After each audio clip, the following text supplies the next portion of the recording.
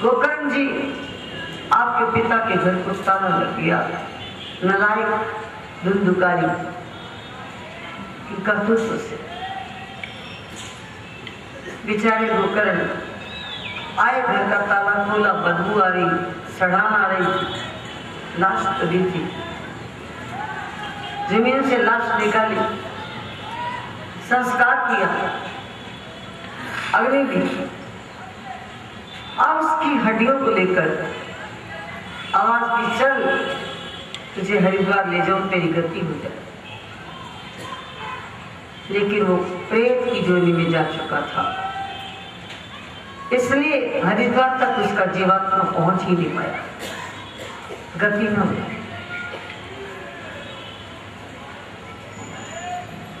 घर की सफाई करके गोकर्ण जी वहां रहने लगे। रात्रि को वहां से प्रेतात्मा कभी शेर के रूप में, कभी हाथी के रूप में, कभी सांप के रूप में, कभी आग की लपट के रूप में डरा रही थी। गोकर्ण जी उठकर बैठ गए, विचार करने लगे, कौन है जो मुझे भयभीत करने का पूरा प्रयास कर रहा है। गोकर्ण जी ने कहा, यदि तुम कोई प्रेत आत्मा हो तो कहिए आपको क्या पीड़ा है, मैं आपकी गति कराऊंगा। और यदि मेरी कोई परीक्षा है, देवी देवता हो, तो मैं क्षमा चाहूंगा, मेरी भूल बताइए, मैं प्रायश्चित कर लूंगा। तब उत्तर मिला, अहम गोकर्ण अहम धुंधुकारी त्वदीय भ्राता, अहम धुंधुकारी त्वदीय भ्राता, मैं तुम्हारा भाई धुंधुकारी हूं। पापों और उपद्रवों के कारण मुझे भयंकर प्रेत की जोनी मिली है। मैं पाताल में धंसा दबा पड़ा हूं, मेरी गति कराओ। गोकर्ण जी ने कहा, चलो मैं गया जी ले जाता हूं, आपको भेवा ले जाता हूं। लेकिन सब जगह गोकर्ण जी गए, प्रेत पहुंच ही नहीं सका, उसकी गति हो ही नहीं सकी। बड़े दुखी हो गए गोकर्ण जी, क्या करूं।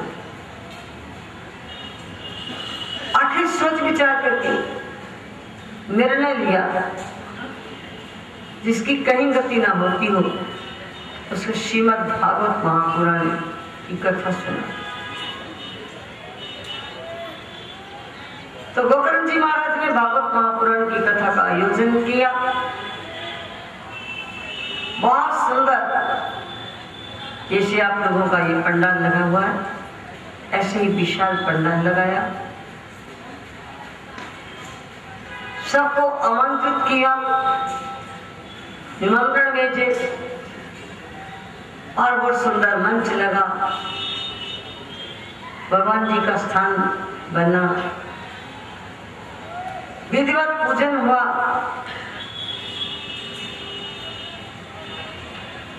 और कथा प्रारंभ हुई। गोकर्ण जी महाराज ने कहा, धुंधुकारी सुनते हो? नहीं। साथ में पताल में धंसा हूं, कुछ नहीं सुनता। ओहो, क्या किया जाए? एक खोल का सरकंडा भीतर से खाली गाढ़ा, इसके साथ कान लगाओ, सुनो। न सरकंडा मुझ तक पहुंचा है, अब न मैं कान लगा सकता हूं। दूसरा, तीसरा, चौथा, पांचवा, छठा, सातवां, नीचे तक पहुंचाया। बोले हाँ, अब सरकंडा मेरे पास पहुंचा है, मैं कान लगाता हूं। गोकर्ण जी महाराज बोलने लगे, हाँ अब सुनता है, अब सुनता है। यानी जी प्रियत्मा, अब हम माइक में बोल रहे हैं, इसकी तार जुड़ी है स्पीकर के साथ, जहां तक स्पीकर लगेंगे वहां तक बात पहुंचेगी। इसी तरह धुंधुकारी तक आवाज पहुंची जहां तक वो सरकंडा पहुंचा। उस जमाने का ये सिस्टम होगा। पहले दिन में गोकर्ण जी महाराज ने कथा सुनाते हुए बताया, यदि जीवन में किसी व्यक्ति के द्वारा हो गए हो पाप, तो पश्चात करो ताप। पहले यदि हो गए हो पाप तो पश्चात करो ताप। ऊपर से करो भगवान के नाम का जाप।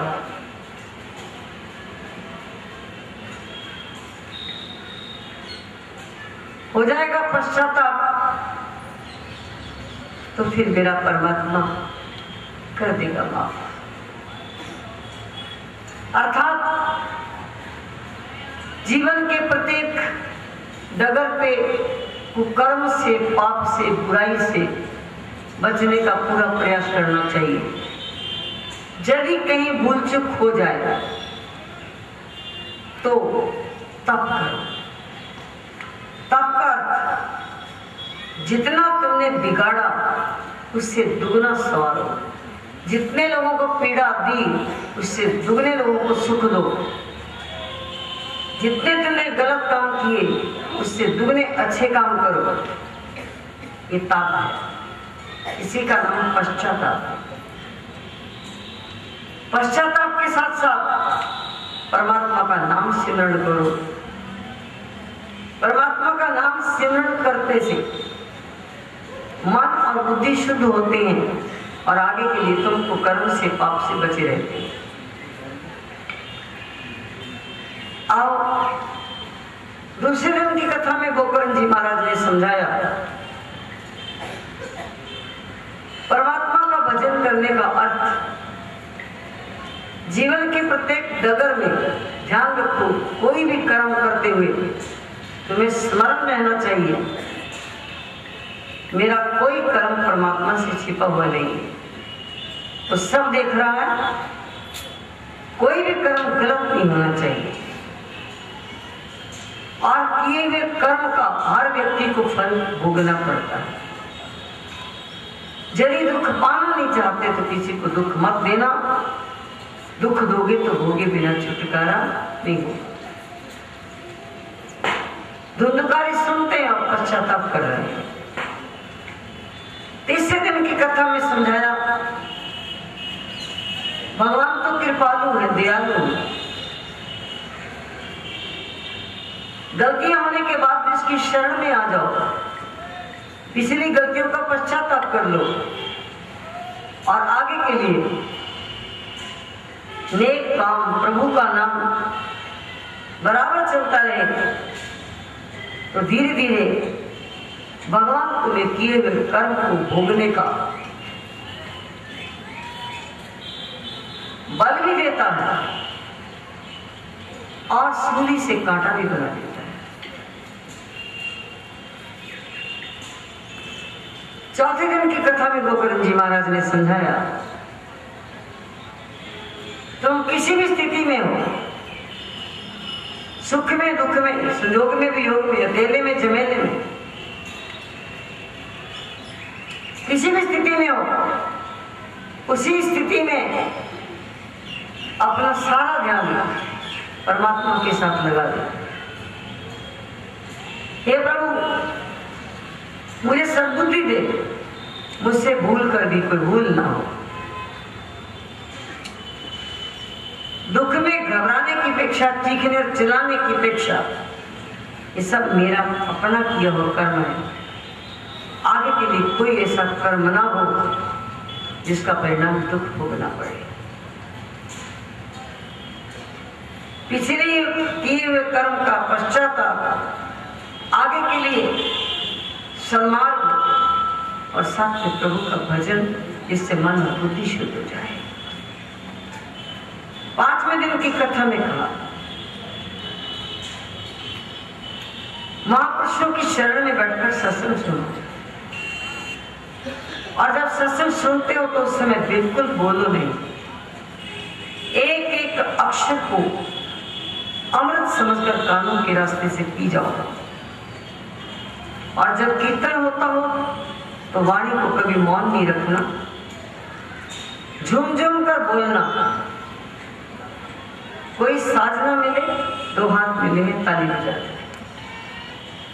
कीर्तन में बोलना चाहिए और कथा में मौन रहना चाहिए।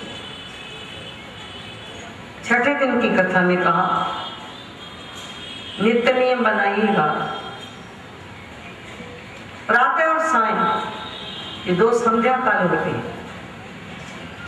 रात्रि को सोकर उठने के उपरांत बीते हुए दिन के कर्म संस्कार अभी सुषुप्त होते हैं, नया कोई संस्कार अभी बना नहीं, तो दिन का प्रारंभ प्रभु के नाम से कीजिएगा।